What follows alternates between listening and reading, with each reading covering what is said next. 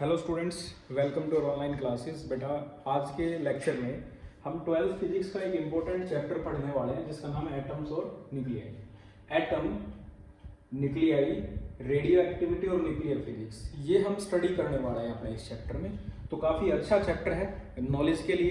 तो हम स्टार्ट करते हैं पहले फर्स्ट पार्ट इसका, जो कि है एटम। एटम एक ग्रीक लैंग्वेज का मीनिंग वर्ड है बेटा, जिसका मीनिंग होता है सबसे छोटा, जिसके और टुकड़े ना किए जा सके बेटा। तो atom, an atom is a fundamental piece of matter. An atom is a fundamental piece of matter.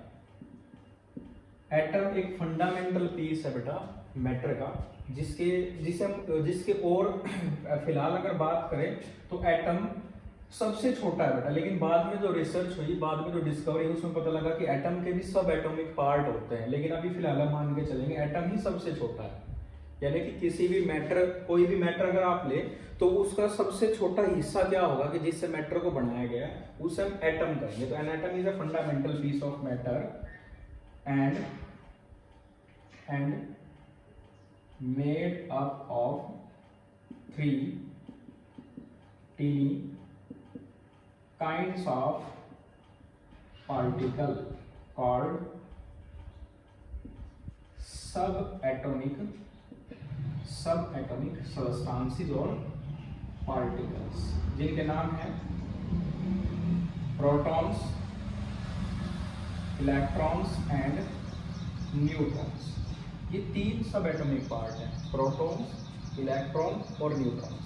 इनमें से प्रोटॉन और इलेक्ट्रॉन्स ये सेंटर पर होते हैं, न्यूक्लियस के अंदर होते हैं। अगर आगे हम चलेंगे रदरफोर्ड मॉडल पढ़ेंगे, उसमें पता लगा है कि ये न्यूक्लियस पर होते हैं, प्रोटॉन्स और न्यूक्लियॉन्स। और जो इलेक्ट्रॉन है ये मूव करते हैं जो एटम होगा, यानी कि उसके आउटर लेयर में मूव करेंगे न्यूक्लियस के बाहर। तो ये 3 पार्टिकल जो सब एटॉमिक पार्टिकल्स हैं, इनके बारे में पढ़ेंगे। तो अगर बात की जाए तो an atom is the smallest constituent unit of ordinary matter. An atom is a smallest constituent unit of ordinary matter that constitute a chemical element. Every solid, liquid, gas and plasma is composed of neutral or ionized atom। Ionised atom यानी कि जितने भी periodic table में elements हैं बेटा, वो सारे के सारे एटम से मिलके बने हैं। जैसे 118 टाइप के एलिमेंट्स हैं, तो 118 टाइप्स के एलिमेंट्स हैं, ऐसा हम पढ़ने वाले हैं। इसमें एटम होंगे जिनसे वो मिलके बने। तो बेटा, अगर हम इसकी एटम की हिस्ट्री की बात की जाए, ये तो मैंने बताया कि एटम एक फंडामेंटल पीस है मैटर का और made up of 3 teeny kinds of particle, proton, electron and neutrons. इसमें प्रोटॉन और न्यूट्रॉन्स होते हैं न्यूक्लियस के सेंटर पर और इलेक्ट्रॉन बाहर मूव करते हैं। ये हम पहले जो क्लासेस हैं हमारी, हम पहले उन क्लासेस में भी पढ़ चुके हैं ये सारी चीजें। अगर हिस्ट्री की बात की जाए तो around 450 BC, the Greek philosopher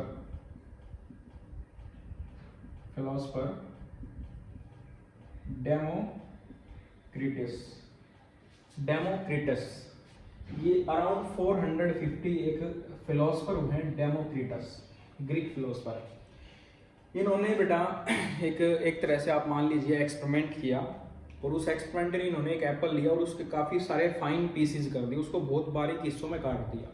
तो इन्होंने देखा कि उस एप्पल का कोई एक हिस्सा ऐसा होगा जिसे और ज़्यादा बारीक नहीं काटा जा सकता, यानी कि और उसके पार्ट नहीं किए जा सकते। तो ऐसा एटम का जो आइडिया है अराउंड 450 BC, डेमोक्रिटस एक ग्रीक फिलोसफर है, उनसे मिला। लेकिन ये जो एटम का यानी कि सबसे छोटा कोई पार्ट होगा, ये जानकारी 2000 साल तक ऐसे ही रही। और यानी कि 19th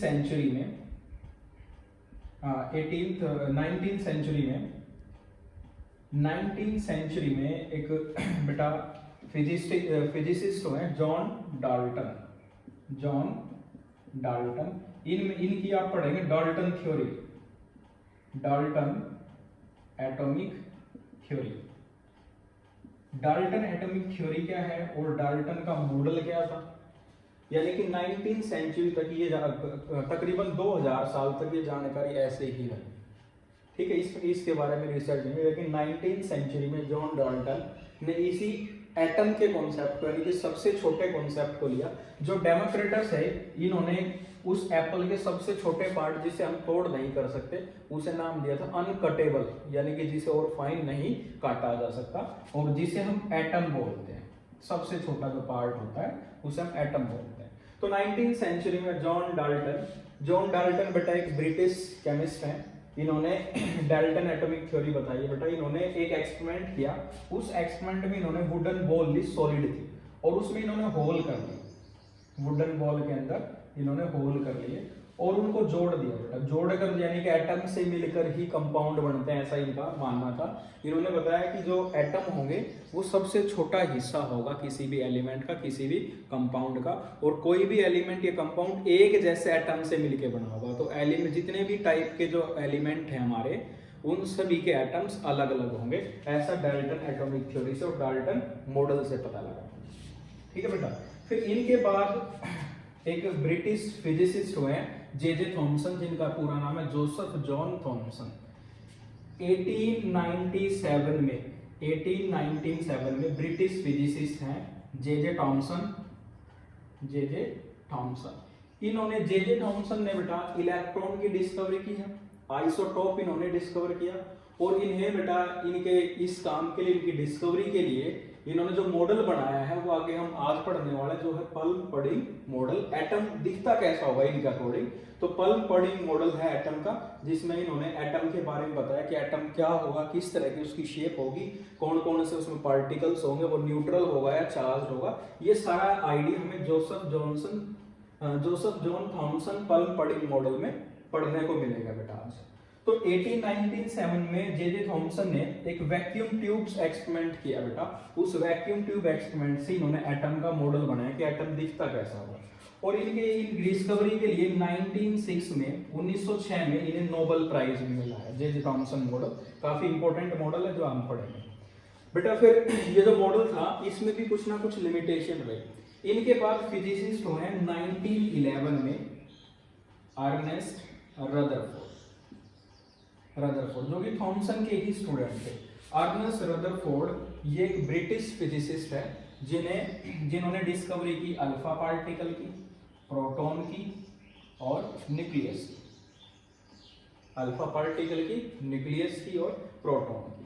ये रदरफोर्ड मॉडल जो है ये जे थॉमसन के बाद आया मॉडल। तो बेटा थॉमसन मॉडल में जो जो कमियां रही उसे रदरफोर्ड ने उन पर विचार किया और एक जे थॉमसन से अपडेटेड मॉडल इन्होंने निकाला। क्योंकि हम साइंस में पढ़ते हैं there is no final theory in science में कोई फाइनल थ्योरी नहीं है। तो बेटा इन अनगिनत में जो इस मॉडल में जो कमियां रही उसमें रदरफोर्ड ने उन्हें ठीक करने की कोशिश की और अपना एक मॉडल बनाया जिसे हम रदरफोर्ड, जीजर और मासडन एक्सपेरिमेंट किया इन्होंने, और उसे रदरफोर्ड अल्फा स्कैटरिंग एक्सपेरिमेंट के नाम से जानते हैं। वो हमारा जे थॉमसन से अगला मॉडल है, वो भी काफी इंपॉर्टेंट मॉडल है। फिर बेटा 1922 में बोर, इनका पूरा नाम बोर जो है 1922 में बेटा इन्हें नोबेल प्राइज मिला है। इन्होंने भी रदरफोर्ड मॉडल के बाद एक अगला एटॉमिक मॉडल बनाया जिसे बोर एटॉमिक मॉडल बोलते हैं, वो भी हम पढ़ने वाले हैं आगे। तो बेटा आज का हमारा टॉपिक है थॉमसन पल्म पडिंग मॉडल या थॉमसन एटॉमिक मॉडल। लेकिन मैंने आपको थोड़ा एटम के बारे में बताया कि एटम की हिस्ट्री क्या है और एटम होता क्या है। तो इस पूरे चैप्टर में हमें एटम्स को स्टडी करना है फर्स्ट चैप्टर में। तो स्टार्ट करते हैं बेटा Joseph John Thomson plum pudding model. तो ये पल्म पडिंग मॉडल है क्या? तो थॉमसन एटॉमिक मॉडल के अनुसार एटम एक स्फेरिकल शेप का होगा। ऐसा तो डाल्टन एटॉमिक थ्योरी में पता लगा था हमें, स्फीयर होगा, स्फेरिकल शेप का होगा बेटा। मैं बता ही देता हूं, according to Thomson atomic model every atom consist of a positively charged sphere of radius of order, positive charge sphere of radius of order 10 to power minus 10 metre. यानी कि जो एटम होगा उसका जो रेडियस होगा वो 10 to power 10 मीटर के order में होगा, जो कि 1 एंगस्ट्रॉम जिसे हम लिखते हैं, जो कि बहुत कम है, यानी कि उसे हम देख नहीं सकते, वो बहुत छोटा जो हिस्सा होगा वो दिखाई नहीं देगा। in which entire mass and positive charge of atom are uniformly distributed. In which entire mass and positive charge of the atom are uniformly distributed, जिस पर पूरा जो मास होगा, यानी कि पूरे स्फीयर पर मास है, ऐसा नहीं कि वो यहाँ मास है यहाँ नहीं है, यहाँ मास है यहाँ नहीं, पूरे पर यूनिफॉर्मली डिस्ट्रीब्यूटेड है चार्ज भी और मास भी.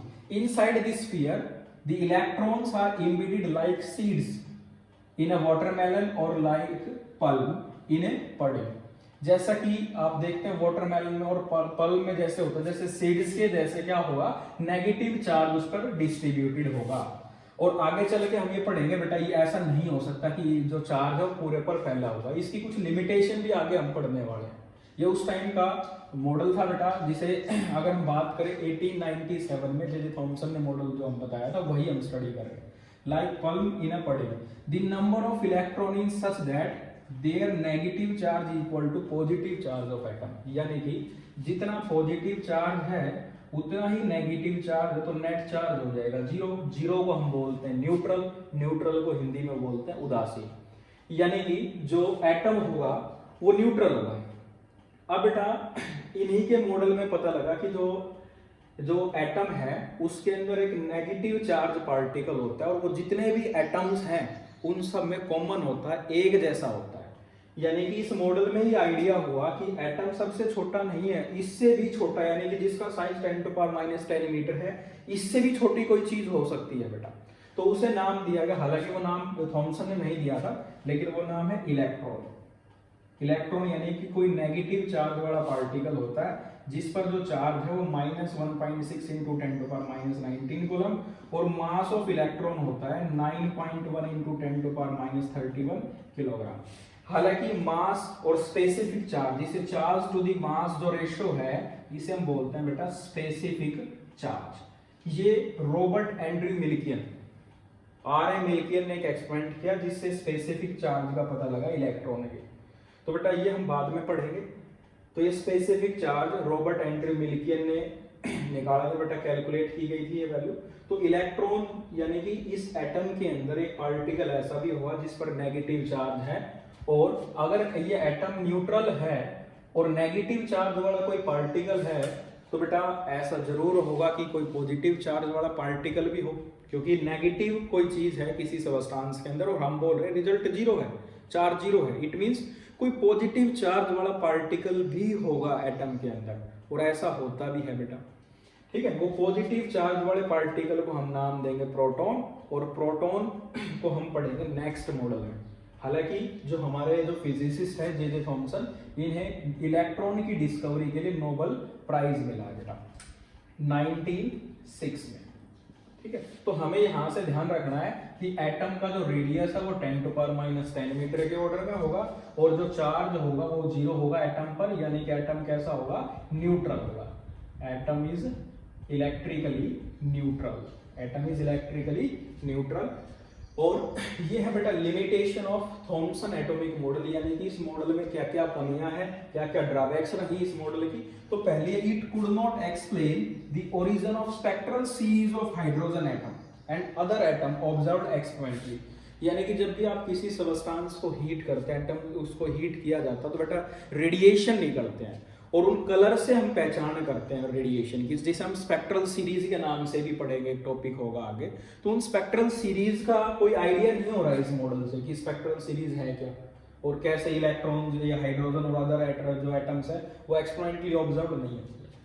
और सेकंड था, it could not explain large angle scattering of alpha particle. यानी कि ये मॉडल कह रहा है कि चार्ज और मास पूरे पर डिस्ट्रीब्यूटेड है, लेकिन जबकि अगला मॉडल रदरफोर्ड मॉडल ये बताएगा कि एटम क्या, जो अल्फा पार्टिकल सीधा आ रहा था वो वापस चला गया, यानी कि वो सारे का सारा जो मास है वो उस पर डिस्ट्रीब्यूटेड नहीं होगा, मास एक कुछ ही जगह पर होगा.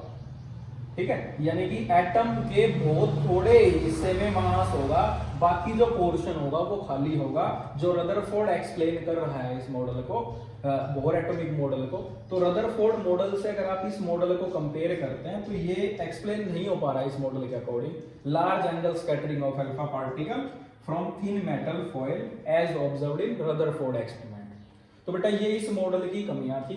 और एटम के बारे में आपको बताया गया, एटम सबसे छोटा हिस्सा है. अब बेटा रदरफोर्ड मॉडल में होगा क्या, हालांकि वो हम नेक्स्ट लेक्चर में करेंगे, लेकिन मैं थोड़ा सा बता देता हूँ आपको।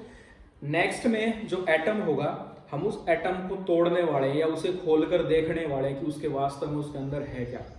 यानी कि अगले पार्ट में हम उस एटम से कोई ऐसी चीज टकराएंगे, उसको मोमेंटम देंगे तो ब्रेक होगा और हमें उसके बारे में पता लगेगा। ठीक है, जैसे कि बेटा आप किसी फेयर से किसी फेयर में जाते हैं और वहां से कोई भी टॉय ट्रेन या कोई भी रिमोट वाली कार आप लेके आते हैं, तो हमारे मन में एक इच्छा होती है कि इसको खोल कर देखा जाए कि इसका वर्किंग प्रिंसिपल क्या है, इसका सिद्धांत क्या है जिस पर ये काम कर रही है। तो हम उसे खोलते हैं और नहीं खुलेगा तो हम उसे तोड़ते हैं। और तोड़ने के लिए बेटा हमें क्या चाहिए, कुछ स्टूडेंट कहेंगे सर हैमर चाहिए, लेकिन तोड़ने के लिए बेटा हमें चाहिए momentum. In the language of physics we need momentum for breaking the toy train और कार। जैसे हम उसे मोमेंटम देंगे वो ब्रेक होगा और ब्रेक होके हम उसके बारे में पता लगा सकते हैं वो क्या है। मोमेंटम के लिए अगर अच्छा होगा कि हमारे पास जो मास है वो इससे ज़्यादा हो, तो इसलिए बेटा रदरफोर्ड ने क्या किया, एटम को तोड़ने या खोलने की कोशिश की, जिसे रदरफोर्ड अल्फा स्कैटरिंग एक्सपेरिमेंट बोलते हैं, जो कि हम नेक्स्ट लेक्चर में स्टडी करने वाले हैं। तो बेटा एटम और एटम की हिस्ट्री के बारे में आपको पता लगा कि 450 BC में ही पता लग गया था बेटा। डेमोक्रिटस ने ही बता दिया था कि जो एटम या सबसे छोटी चीज ऐसी होगी जिससे हम और ज्यादा फाइन पीस में नहीं कट कर सकते, वो अनकटेबल को ही हम क्या बोलते हैं, एटम बोलते हैं। और फिर अलग अलग फिजिसिस्ट ने उसे कैसे एक्सप्लेन किया, अलग अलग अपने मॉडल बनाए हैं। तो आज के लिए हमारा जो मॉडल था जे थॉमसन मॉडल, जो जोसेफ जॉन थॉमसन मॉडल, जो कि हम पढ़ चुके हैं, इसकी लिमिटेशन ही बता दी बेटा। तो नेक्स्ट क्लास में मिलते हैं बेटा, स्टडी करेंगे हम रदरफोर्ड एटॉमिक मॉडल, रदरफोर्ड और जीजर एक्सपेरिमेंट।